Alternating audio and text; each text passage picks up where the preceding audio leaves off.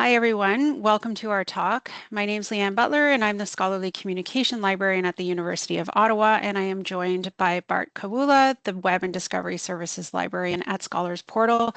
Both of us are located in Ontario, Canada.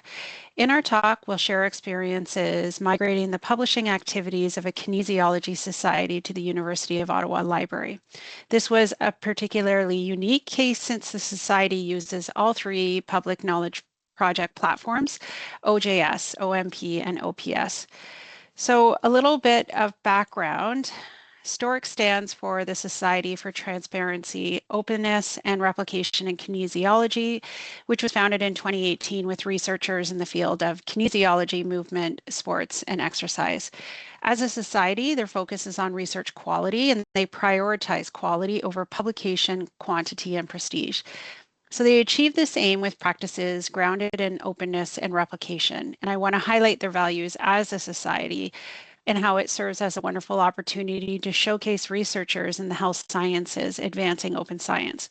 They publish pre-registrations, they share data, they publish their reviews openly, all on PKP's open source platforms, and their journal is immediate Diamond Open Access. And this has been their focus since their inception in 2018.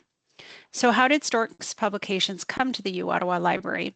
U Ottawa affiliated professor Mathieu Bourgontier, who is an editor with STORK, came to the library because of the precarity of STORK's funding and their limited capacity as researchers to focus on what they aim to do to advance their publishing activities.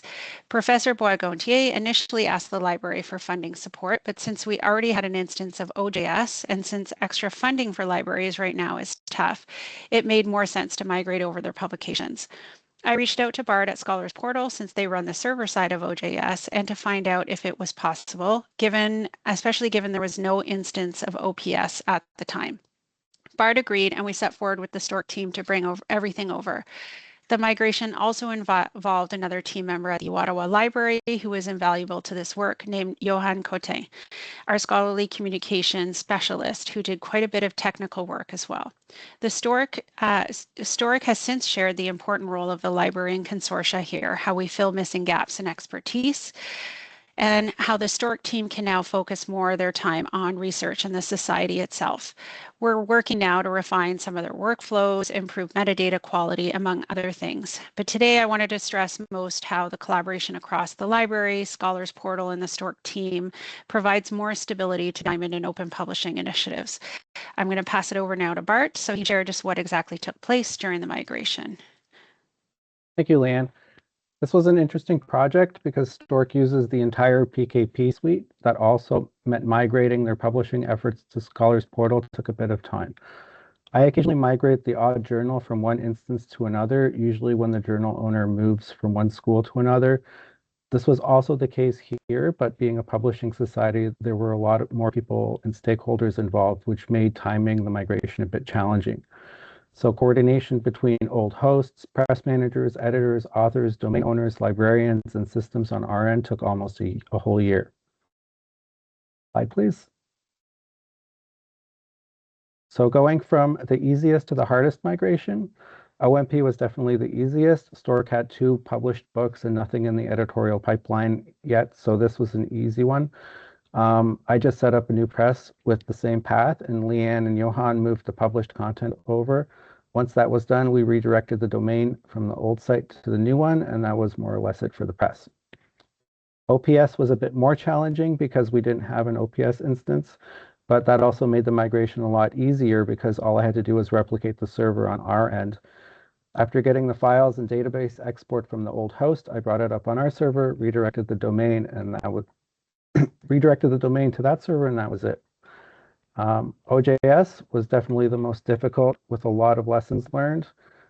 Because we had to keep all of Ottawa's journals on one instance, we had to export issues and user data from the old instance into Ottawa's existing instance. That meant every article would be assigned a new submission ID, so despite having the same domain name, the URLs for each issue and article would be different. Exporting and importing from one OJS instance into another is never straightforward. Sometimes articles fail and sort orders get lost, so there was a lot of QA that needed to be done for each article to ensure that everything made it over correctly. This was a very active journal, so pausing publishing for the duration of the migration wasn't going to happen.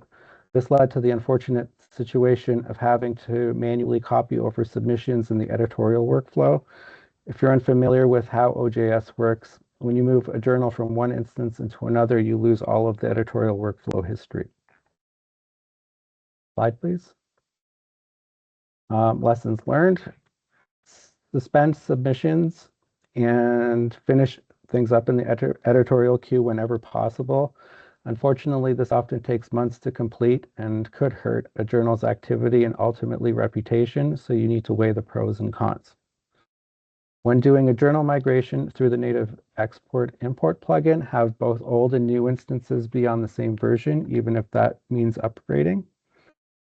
And in OJS, make sure that the journal sections are set up identically because these aren't created on import and can lead to lost articles. For any migration, save usage data. This data is lost and the journal manager will ask for it, especially if they need that data for funding. Save your article reports. Having the old article submission IDs will allow you to create redirects on the server. Imported articles get assigned to new IDs, and you'll need to map those to the old ones if you want to create redirects. Save backups of old instances indefinitely. In OPS, we had an issue with some lost data that didn't make it over in the database import, which was discovered months later. But thankfully, I had copies of all of the data we got from the old host and was able to easily restore it. And finally, factor in lots of time. When migrating a very active publication, there's going to be a lot of communication necessary between all of the stakeholders, a lot of testing, and a lot of troubleshooting. Do not underestimate the labor it takes to do all of this work. That's it for me. Thank you. Thank you very much. And if you want to learn more about STORK and some of this migration, there is a link to an editorial that was recently published. Thank you, everyone.